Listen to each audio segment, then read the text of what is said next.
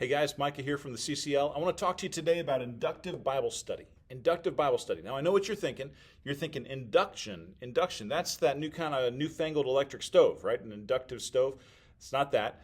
You can think of induction as the opposite of deduction. Deduction is Sherlock Holmes, where we take all kinds of different facts from all over the place and we distill them down into one thing that we know is true. Induction kind of goes the other way. We start with something that we know is true, aka the Bible, which we're just in this exercise, we're saying, yep, we know the Bible is true. We're starting with something that we know is true, and then we're kind of filtering it out to hit all kinds of different scenarios. So inductive Bible study is just a fancy name for something that you've probably done many times, or at least seen done for years and years, maybe your whole life. It's a 3-step process. It's very straightforward, and it's just this: observation,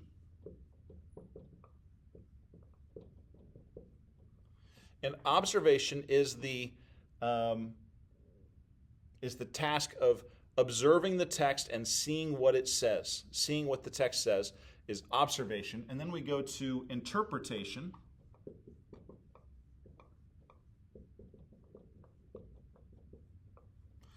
And then application. Observation, interpretation, application. And the reason that's 3 different steps is because mostly when we read the Bible, or at least I'll say a lot of times when we read the Bible, or a lot of times when I see people kind of try to speak from Scripture, they just want to go right to this or right to this. And the key of inductive Bible study is really to say, no, hold on. Before we get into that, we're going to get here, but let's spend plenty of time up here. Let's spend plenty of time observing the text. And so we're going to talk through how to do that, but this process of observation, interpretation, application is really key to preaching, but also it's just great for personal Bible study. So when we say observation, what are we talking about? We're talking about who, what, when, where, why, how much, what time, when. I said when already. When can be something you do twice. No, who, what, when, where, why, how much, that kind of stuff. That's observation, right? What are the themes that I see? What are the actions that I see? What do I notice, right? If you're asking yourself,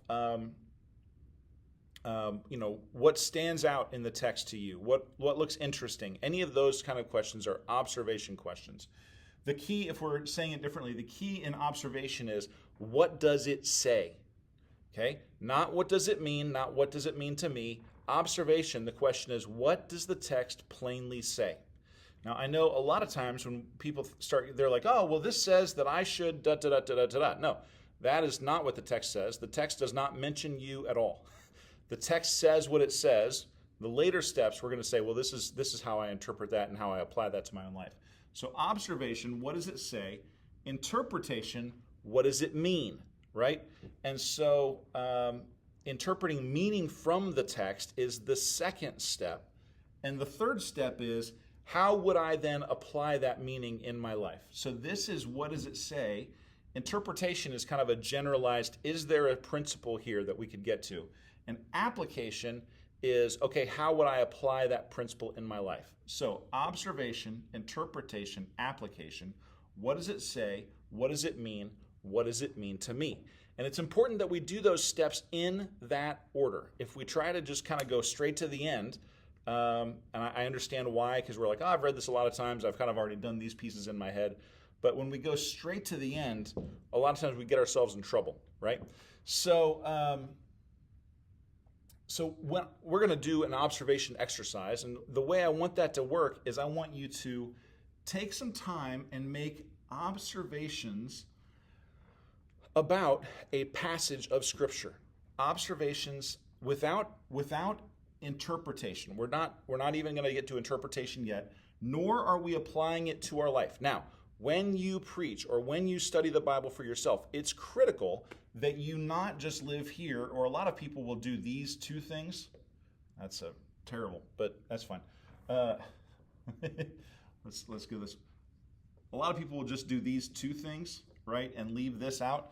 That might be a very intellectually interesting sermon, maybe, but what it's not is it's not changing people's lives, because when we preach, especially, we need to make sure that we're heavy on application. Some of my best favorite Bible teachers, Bible preachers, they always talk about the importance of lots and lots and lots of application. But all of those guys are building that application on interpretation, which is based on observation. That's the pyramid that we're building. It's kind of an inverted pyramid, but you get what I'm saying, right? So observation, interpretation, application. And so let's talk for a minute about just kind of staying in our lane when we're doing observation.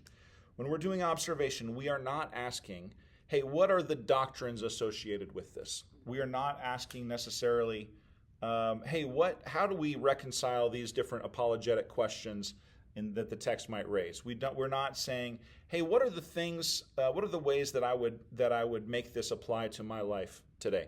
We're just saying, what does the text clearly say, right? So who, what, when, where, why, how? Is there a major theme? Are there words that are repeated regularly? Do you see something in that seems relevant to something else, right? What do you notice when you look at the text? Then the interpretation is we'd get to, like, is there a principle here? And one of the key things when I get to interpretation, I love to say, what is the author's aim? Where aim stands for, go ahead and do this.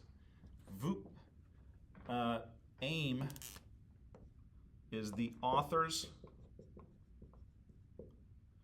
intended, be nice if I could spell on this video.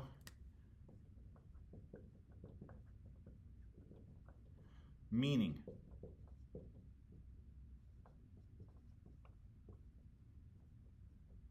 What is the aim of the text? The author's intended meaning. What is the author of the scripture trying to say?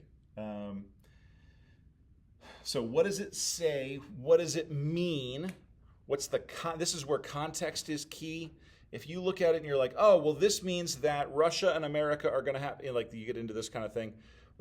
It ain't about Russia or America. Maybe there's an interpretation or an application there that could be about Russia and America. But when we try to read the text and not kind of go through this process of interpretation, hey, is there a principle? What's the author's intended meaning? Then we can get into some really wacky applications. So then the last thing, as I said, is like application.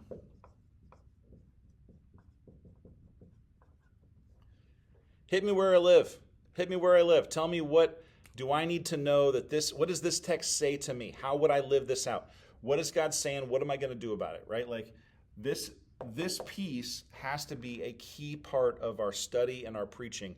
James 1:18 maybe says, anybody who reads the Bible but does not put it into practice is like someone who looks at themselves in a mirror and then immediately turns around and forgets what they look like. Let's not be that guy, right? Don't be that guy or girl. So what we're going to do is we're going to observe the text, we're going to interpret the text, and only then will we apply the text. And there will be an exercise that we're going to do that kind of goes over this in more detail, but that should do it for tonight. Thanks, guys. Bye.